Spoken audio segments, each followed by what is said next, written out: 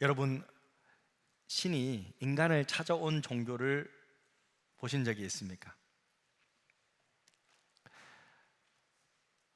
거룩하고 전능하고 무한하신 하나님이 정말 연약하고 부족하고 유한한 사람을 찾아서 말을 걸어주고 친절하게 다가와주는 그런 종교를 알고 계십니까?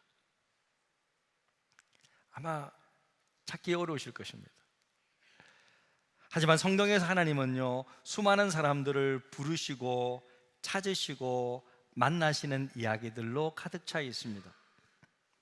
특별히 요한복음에서 예수님은 여러 부류의 다양한 사람들을 만나시며 그들의 인생을 새롭게 변화시키고 있다는 것을 여러분 알 수 있을 것입니다. 그 예수님께서 오늘날에도 똑같이 수많은 나라와 민족들에게 찾아가시고 정말 다양한 사람들과의 만남을 계획하고 계십니다.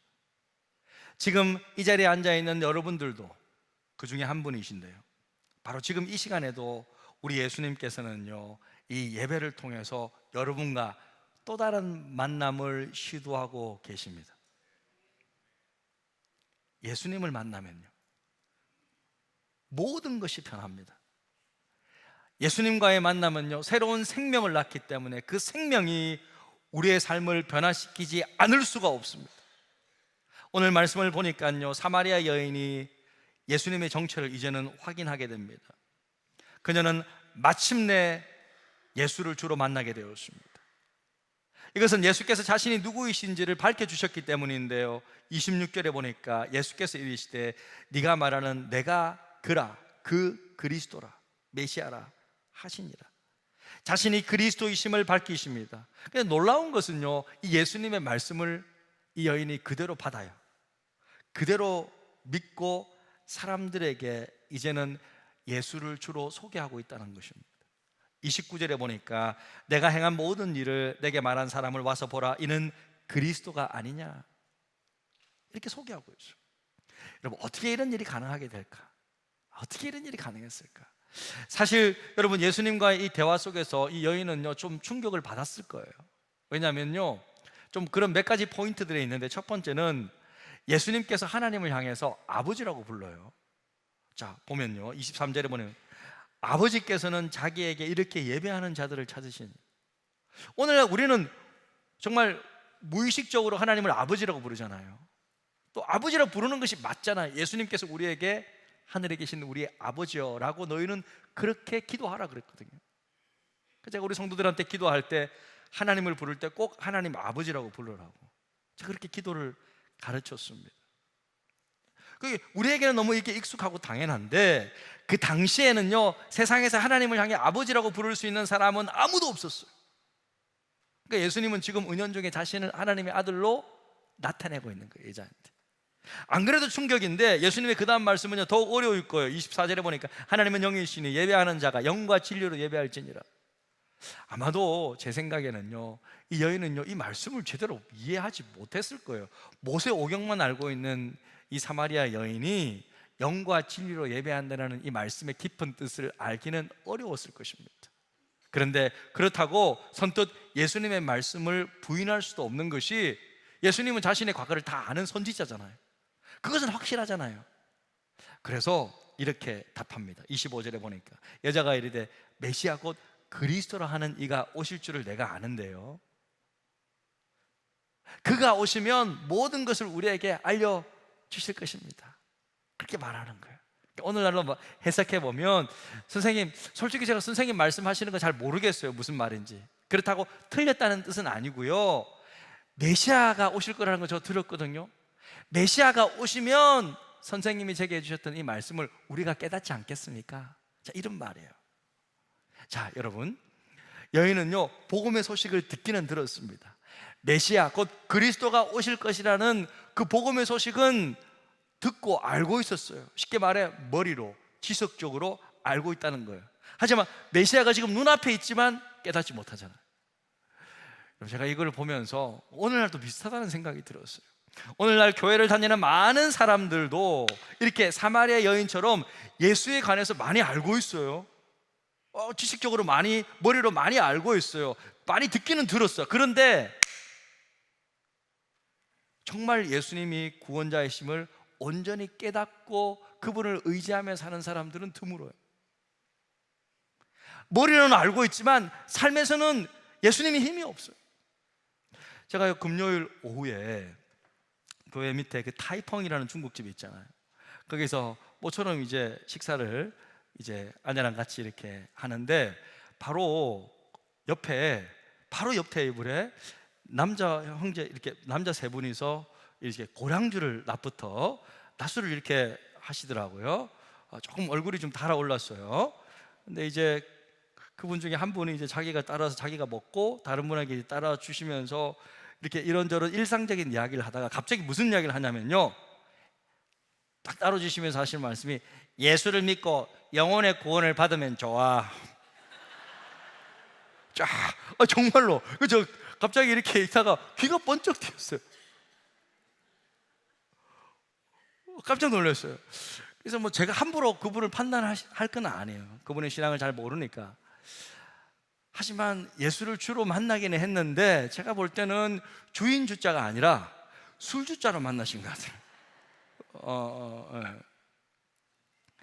여러분, 신앙은요 머리로 하는 것이 아니잖아요.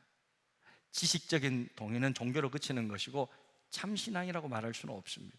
신앙이란 예수님을 전인격적으로 만나고 그분 앞에서 자기가 완전히 깨어지는 것을 말합니다.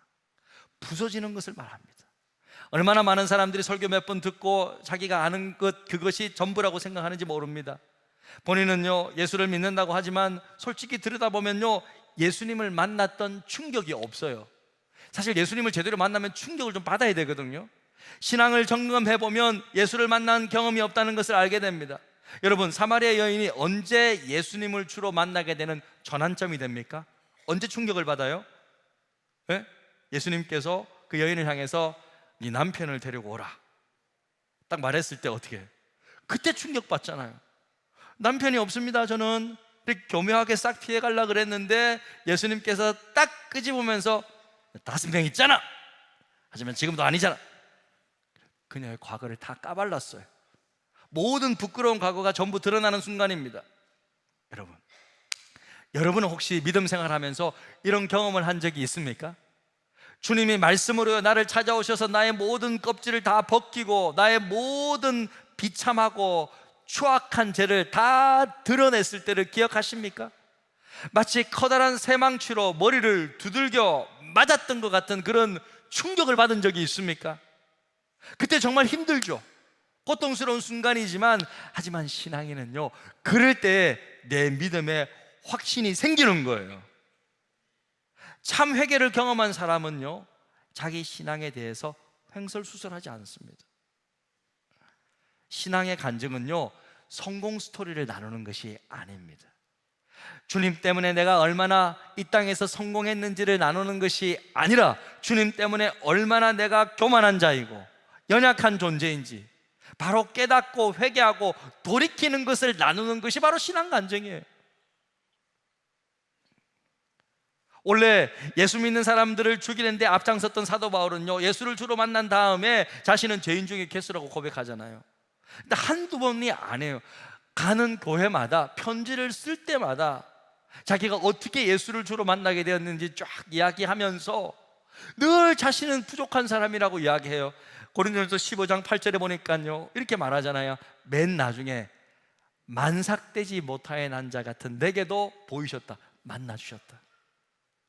그러니까 만삭되지 못하여 난 자, 만삭이 되어야 아기가 나오잖아요. 만삭이 안 됐는데 아기가 나왔대. 그만큼 부족한 자라는 거예요. 9절, 나는 사도 중에 가장 작은 자랍니다. 나는 하나님의 교회를 박해하였으므로 사도로 칭함받기를 감당하지 못할 자니라. 사도라 감히 칭함받을 수도 없다. 그런 존재였지만 10절, 우리 10절은 같이 읽겠습니다. 그러나 내가 나된 것은 하나님의 은혜로 된 것이니 내게 주신 그의 은혜가 헛되지 아니하여 내가 모든 사도보다 더 많이 수고하였으나 내가 한 것이 아니요 오직 나와 함께 하신 하나님의 은혜로라.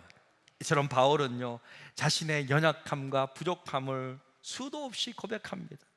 만삭되지 못한 자고, 사도 같지도 않고, 사도 중에 가장 작은 자고, 그렇게 계속 고백하지만, 그러나 나의 난된 것은 하나님의 은혜 때문이었음을 드러내는 거예요.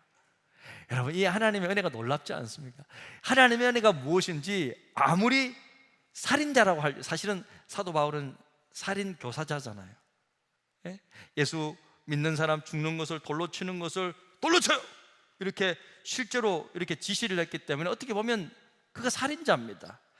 그런 살인자도 하나님의 은혜를 만나니까 복음을 전하는 전도자로 바뀐 거예요. 할렐루야.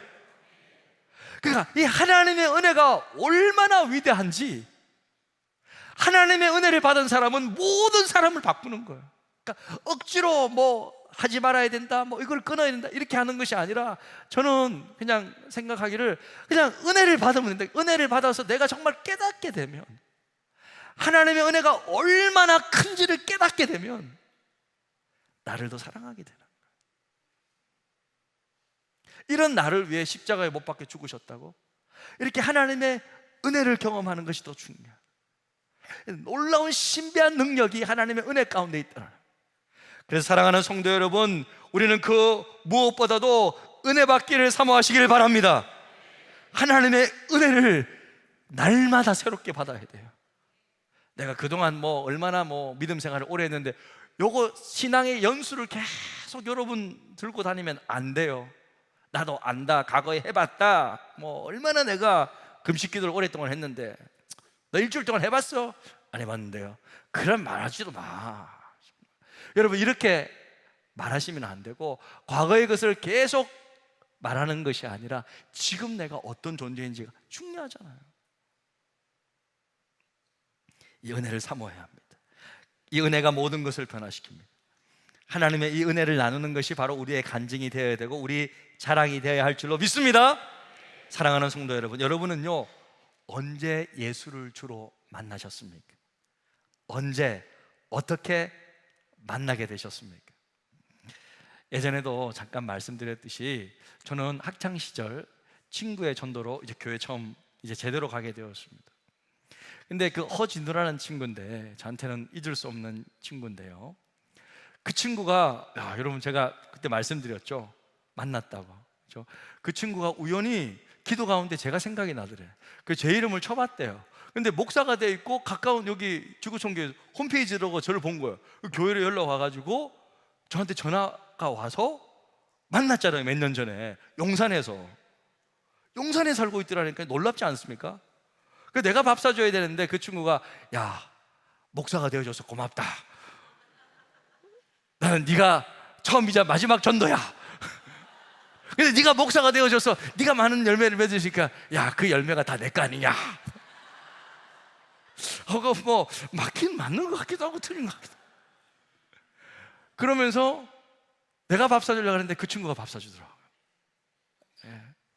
참, 아무튼 그 친구 때문에 제가 이제 학창 시절에 이제 예수 믿게 되었는데요, 그래서 이제 대학에 가서 선교단체를 통해서, 제자훈련을 통해서 인격적으로 주님을 이제 배우기 시작하면서, 아, 예수님이 내 인생의 주인이시구나 라고 고백하게 되었어요. 고백하게 됐는데, 그 뒤로 제가 정말로 주인 되심을 깨닫게 되는 계기가 있었어요. 이제 그때부터 완전히 이제 주님께 이제 제가 이제 넘어가게 되었는데, 그것은 교회를 싫어하고 예수를 거부하던 우리 육신의 아버지, 우리 육신의 아버지가 교회로 오게 된 사건이었습니다. 제가 대학 2학년 때 이제 아버지가 간암으로 6개월밖에 남지 않았다는 소식을 듣게 되었어요. 근데 그때 아버지 나이가 49살이었거든요. 50이 안 됐었거든요. 그런데 그동안 우리 이제 7식구다 보니까, 또 가난한 가정에 7식구를 먹여 살리느라 낮과 밤 뭐 새벽같이 나가서 밤늦게 들어오시고 쉬는 게 없으셨어요. 그렇게 일만 하시고 이제는 간이 회복이 안 되어서 돌아가시게 되었는데, 너무 불쌍한 거예요, 인간적으로. 그래서 이렇게 떠나가는 것도 불쌍한데, 예수도 안 믿고 그냥 간다고 생각하니까 제가 견딜 수 없는 고통이 찾아왔어요. 너무너무 이것만큼은 안 돼서 제가 제 인생을 걸고 주님 앞에 기도합니다. 하나님 아버지, 우리 육신의 아버지 병 안 고쳐주셔도 됩니다. 하지만 예수 믿고 구원받게 해주세요. 주님 품에 가게 해주세요. 저는 그것만 해주시면 됩니다. 만약에 그렇게 해주시면 제 인생을 다 드리겠습니다. 주님 하라는 거 다 하고 주님 뜻대로 정말 살겠습니다. 그렇게 제 인생을 걸었어요. 진심으로 제가 올인한 거예요. 제가 뭐 가진 게 없기 때문에 제 자신을 그냥 드렸어요. 하나님 앞에 딱 서원했어요. 그런데 신실하신 하나님께서 부족한 저의 기도를 들으시고 응답해 주신 거예요. 어느 날 느닷없이 이제 병문안을 갔는데 아버지께서 하시는 말씀이, 아들이 똑똑한 아들인데 너는 왜 교회를 갈까? 내가 한번 생각하게 됐어. 다 이유가 있겠다는 생각이 들더라. 그래서 내가 이번 주에 교회 한번 가보려고 이러시는 거예요. 그래서 바로 그 말하기에 무섭게, 아버지 약속했어요.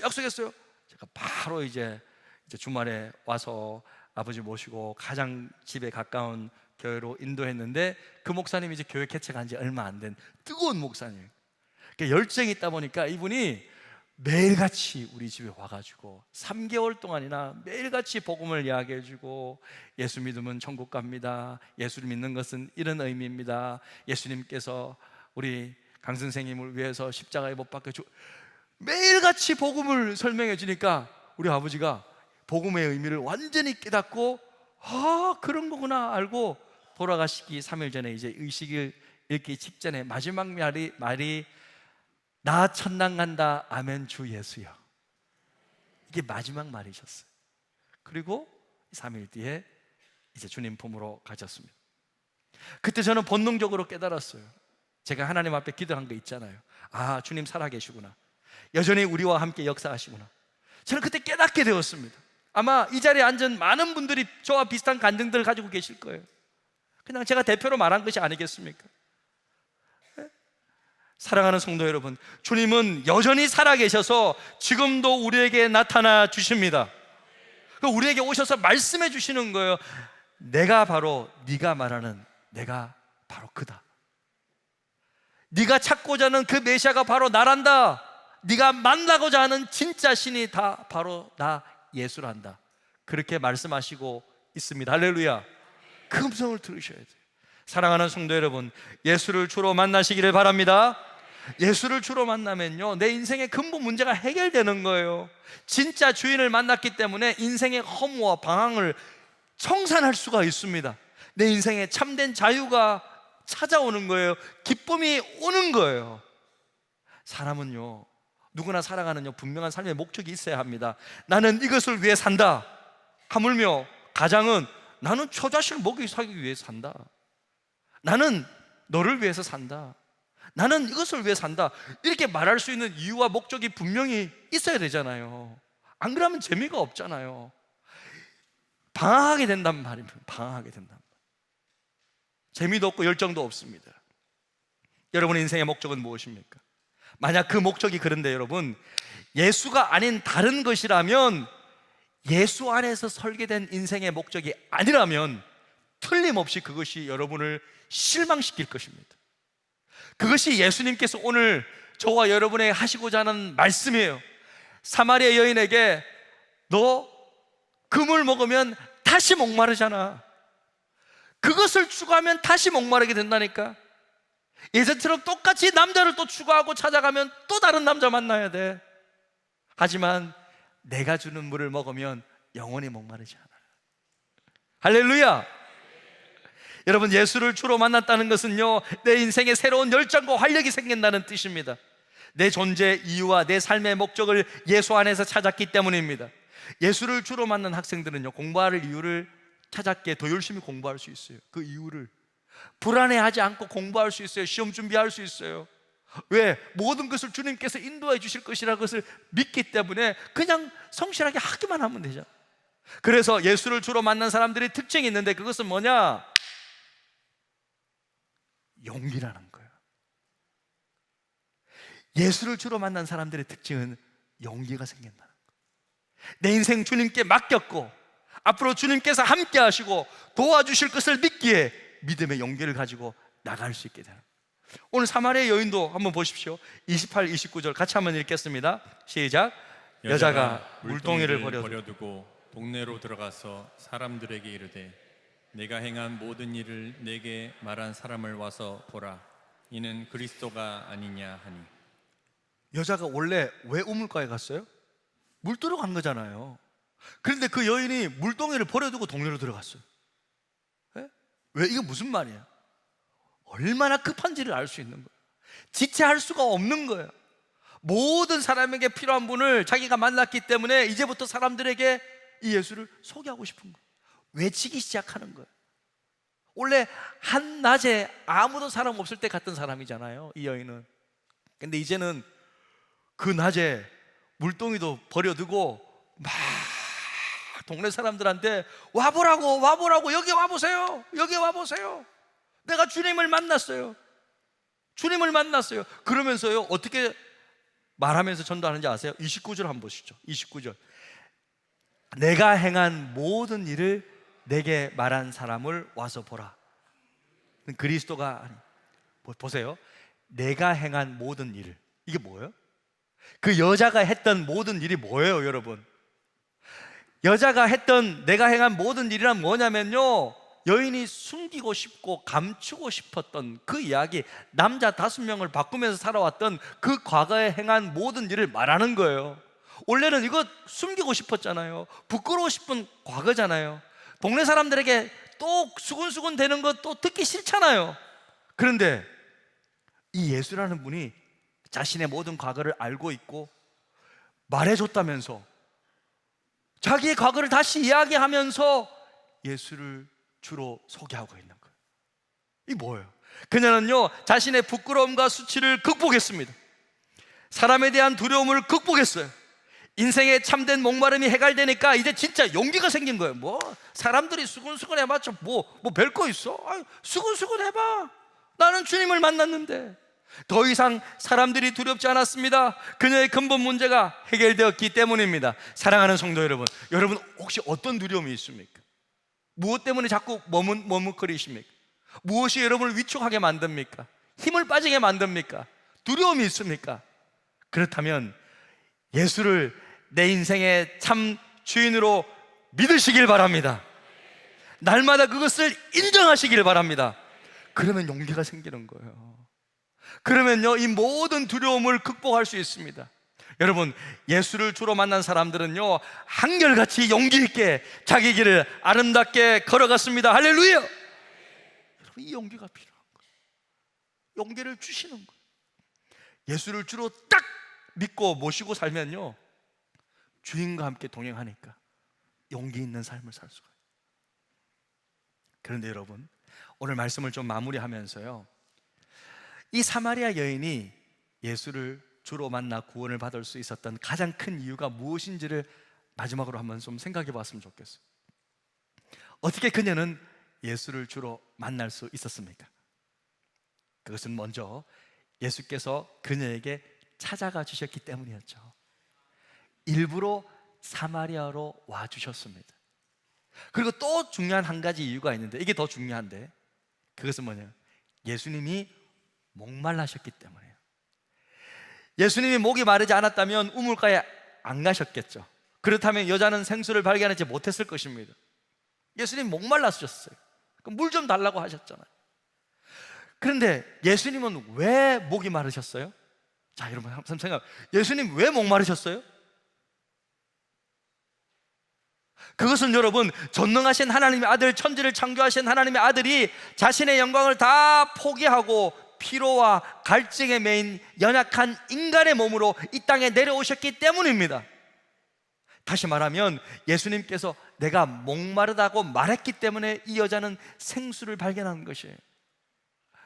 그런데 여러분, 그거 아십니까? 요한복음에서요, 예수님께서 내가 목마르다라고 말한 부분이 여기만 있는 게 아니고 다른 데도 있어요. 어디에 있어요? 기억나세요? 내가 목마르다고 말씀하셨던 십자가 위에서. 맞습니다. 십자가 위에서 예수님께서는 또 목마르다고, 내가 목마르다고 말씀하셨어요.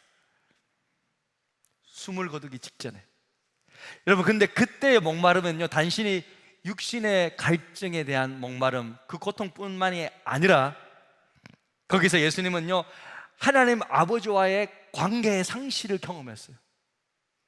나의 하나님, 나의 하나님, 어찌하여 나를 버리시나이까? 이렇게 하나님께서 본인께 응답하시지도 않고 그 관계가 끊어졌고 아무런 말씀도 하지 않으시는 그 하나님 아버지와의 영혼의 단절의 관계를 경험했기 때문에 그때 오는 영혼의 깊은 목마름도 있었어요. 자, 보세요. 인간이 받을 수 있는 가장 큰 육신의 고통이요, 이 갈증이래요. 목마름이래요. 이 육신의 물과 피를 다 쏟았기 때문에 육신의 목마름이 있어요. 또 하나님과의 관계가 끊어졌기 때문에 영적인 영혼의 깊은 목마름이 있어요. 이 모든 목마름 때문에 엄청난 고통을 당하셨어요. 그런데요, 그 고통과 그 예수 그리스도의 죽음 때문에 우리는 살아났습니다. 예수께서 하나님과의 모든 관계가 끊어지셨기 때문에 역설적으로 오히려 우리는 하나님과의 관계가 새롭게 시작되었습니다. 이처럼 우리가 감당해야 할 모든 육체의 고통, 영혼의 고통, 그 대가를 예수께서 다 감당하시고 지불하셨기 때문에 예수님은요, 우리 주님이 되시기에 합당하신 분이십니다. 아니, 우리 주님이 되시기에 마땅한 분이십니다. 사랑하는 성도 여러분, 여러분 모두가 예수를 주로 시인하시기를, 인정하시기를 축복합니다. 그러면 그 자체로 하나님께 영광이 되는 것, 예수를 주로 고백하고 시인하는 것 자체가 하나님께는 영광입니다. 그것이 하나님의 뜻이기 때문에. 빌립보서 2장 11절, 우리 함께 큰 소리로 읽겠습니다. 모든 입으로 예수 그리스도를 주로 시인하여 하나님 아버지께 영광을 돌리게 하셨느니라. 아멘. 우리 시간 들은 말씀 생각하면서 이 찬양하며 기도의 자리로 나아가겠습니다.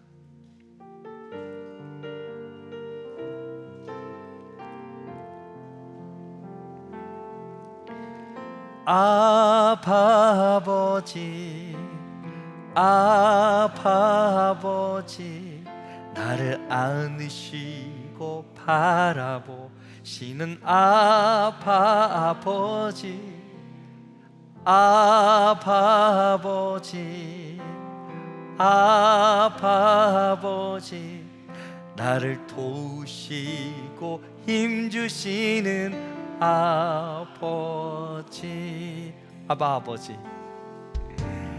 아바 아버지, 아바 아버지, 나를 안으시고 바라보시는 아바 아버지, 아바 아버지, 아바 아버지, 나를 도우시고 힘주시는 아버지, 주는 내 마음을 지시고 볼 수 없는 상처 만지시네. 나를 아시고 나를 이해하시네. 내 영혼 새롭게 세우시네. 아바 아버지, 아바 아버지, 아바 아버지, 나를 안으시고 바라보시는 아바 아버지, 아바 아버지, 아바 아버지, 나를 도우시고 힘주시는 아버지,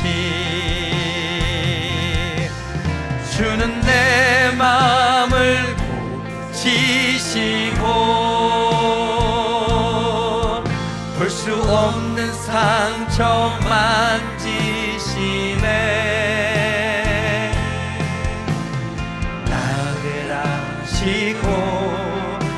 나를 이해하시네 내 영혼 새롭게 세우시네 주는 내 마음을 지시고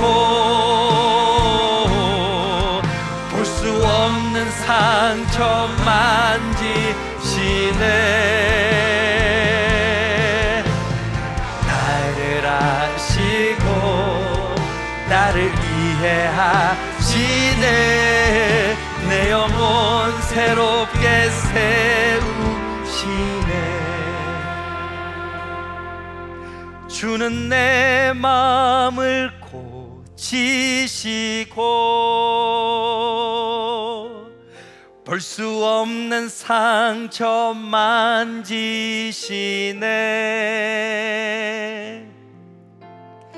나를 아시고 나를 이해하시네 내 영혼 새롭게 세우시네